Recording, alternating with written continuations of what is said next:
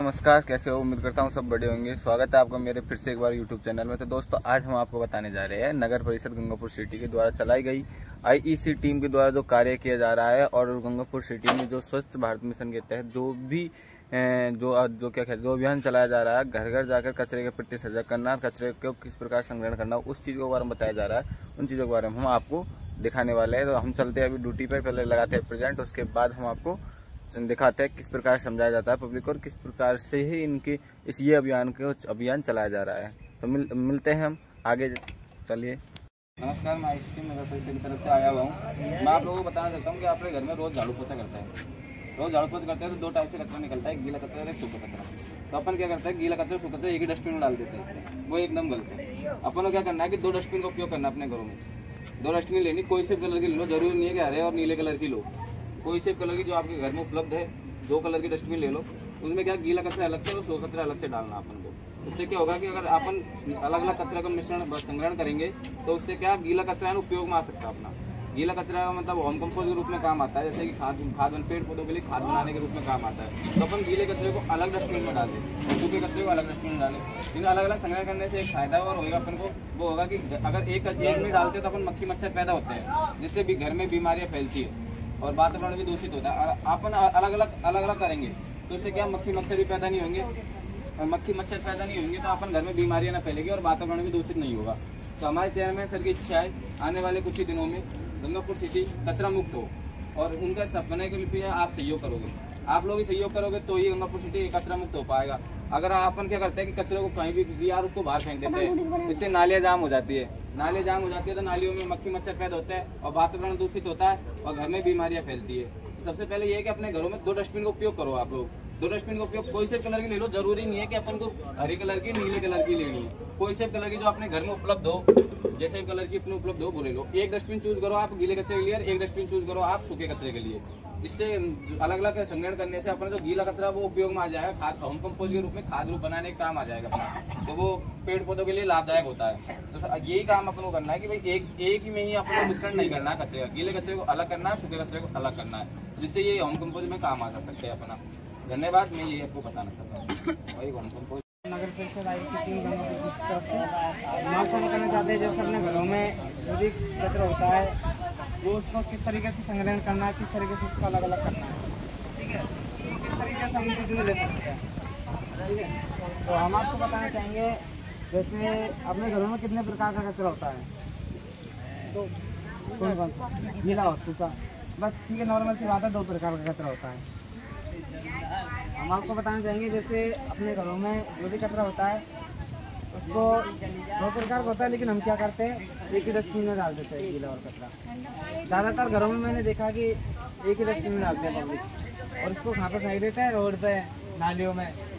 जिससे क्या होता है कि नालियाँ भर जाती है, फिर नालियों से बाहर पानी निकलता है, तो बाहर पानी कहाँ निकलता है, रोड पर, ठीक है। रोड पर पानी निकलता है तो रोड पर ज़्यादातर भरा रहता है, ठीक है। तो उसको कौन रोक सकता है? हम कॉलोनी वाले रोक सकते हैं, ठीक है, हम ही रोक सकते हैं ना कॉलोनी वाले। अगर हम कचरा नहीं डालेंगे तो नालियों से बाहर का पानी आएगा ही नहीं। ज़्यादातर नालियों से बाहर पानी कहाँ से आता है? कचरे से। कचरा जाम होता है तो नालियों से बाहर पानी आता है, ठीक है। तो मैं आपको बताना चाहूँगा जैसे अपने घर में दो प्रकार का कचरा होता है, हमको दो डस्टबिन लेना अनिवार्य है। पहले बात तो एक सूखे कचरे के लिए, एक गीले कचरे के लिए। हम कोई से भी डस्टबिन यूज में ले सकते हैं अपने हिसाब से। जैसे बाल्टी ले ली, परात ले ली, जो भी डस्टबिन अपने पास में जो भी उपलब्ध है, या फिर मार्केट से अपनी कोई भी डस्टबिन ले सकते हैं। मात्र 50-60 रुपये का डस्टबिन आ जाता है, मार्केट से भी लो तो ज़्यादा महंगा नहीं आएगा, मात्र 50 से 60 रुपये में डस्टबिन आ जाता है ना, ठीक है। लेकिन हमको आगे से ध्यान रखना है कि दो डस्टबिन यूज में लेना है, गीले कचरे के लिए और सूखे कचरे के लिए, ठीक है। जैसे मैं आपको बताना चाहूँगा जो अपने चेयरमैन साहब है, आप सभी जानते हो, उनकी क्या इच्छा है कि जो आने वाले समय है उसमें अपने गंगापुर में जितना भी कचरा है उसको साफ करवाना है, ठीक है।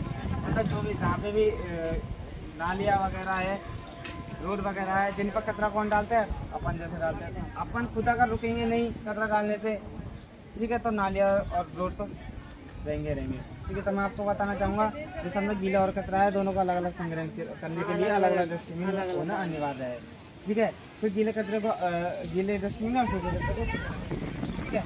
इससे हम गीले कचरे को भी बहुत सी चीज़ों में यूज में ले सकते हैं। गीला कचरा बहुत सी चीज़ों में काम आता है। अपने जो बेजुबान जानवर है, जैसे गाय है, बकरी है, जो भी जानवर है अपने पास में, मतलब अपन हलवा सुनने का 3 किलो कचरा होगा, तो अपन उसको खा सकते हैं। ठीक है, अगर अपने पास में कोई भी घर में तो अपन गाय को खिला देते हैं तो अपना धर्म ही तो होगा, वो एक प्रकार से अपना धर्म भी होगा और अपना कचरा का कचरा साफ होगा। इससे फायदा किसको है? अपन को फायदा है। ठीक है ना, उनका भी पेट भर जाएगा और अपना हो जाएगा। ठीक है, और अगर अपने पास मान लो गाय है नहीं आते, उसको कंपोस्ट के काम में भी ले सकते हैं। कंपोस्ट में काम में लेके उसको और अपने घरों में जो भी साग सब्जी उगाते हैं उसको काम में ले सकते हैं। इससे अपने शरीर हेल्दी रहेगा और घर की हरी सब्जी अपन खाएंगे तो शरीर सही रहेगा। मार्केट में जो भी यहाँ पे ठीक है, तो मैं आपको धन्यवाद देना, मैं आपसे प्रार्थना करता हूँ कि आगे से आप हमारे साथ दें और जो गीला और सूखा कचरा उसको अलग अलग संग्रहण करें। ठीक है, अच्छी बात की है। तो धन्यवाद।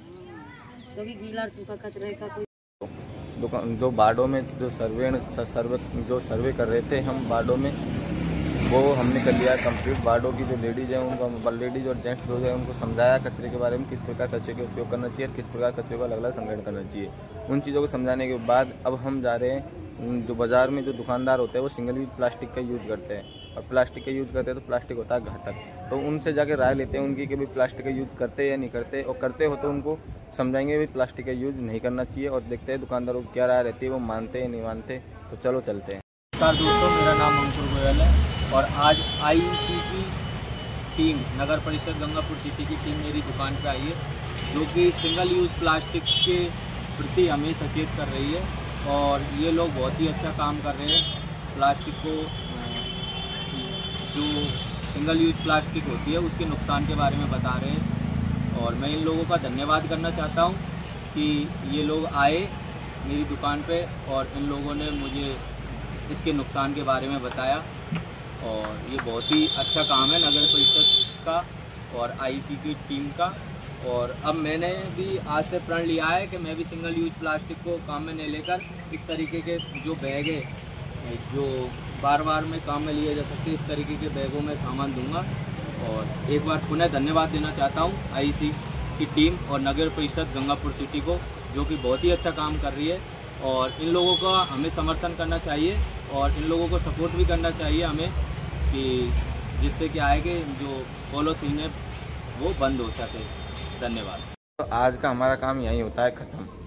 अगला जो कल की जो ड्यूटी है और कल जो हम सर्वे करेंगे उनके बारे में हम आपको बताएंगे। तो बने रहिए हमारे यूट्यूब चैनल में। गंगापुर सिटी नगर निगम के बारे में जो भी कुछ जानना चाहते हैं आप और जो नई नई योजनाएं चल रही है उनके बारे में आप अगर जानना चाह रहे हैं तो हमारे चैनल है उसको सब्सक्राइब करें और हमारे चैनल कुछ वीडियो को लाइक करें, कमेंट करें, शेयर करें और बने रहिए हमारे यूट्यूब चैनल पर। मिलते हैं कल के ब्लॉग में। तब तक के लिए बाय बाय।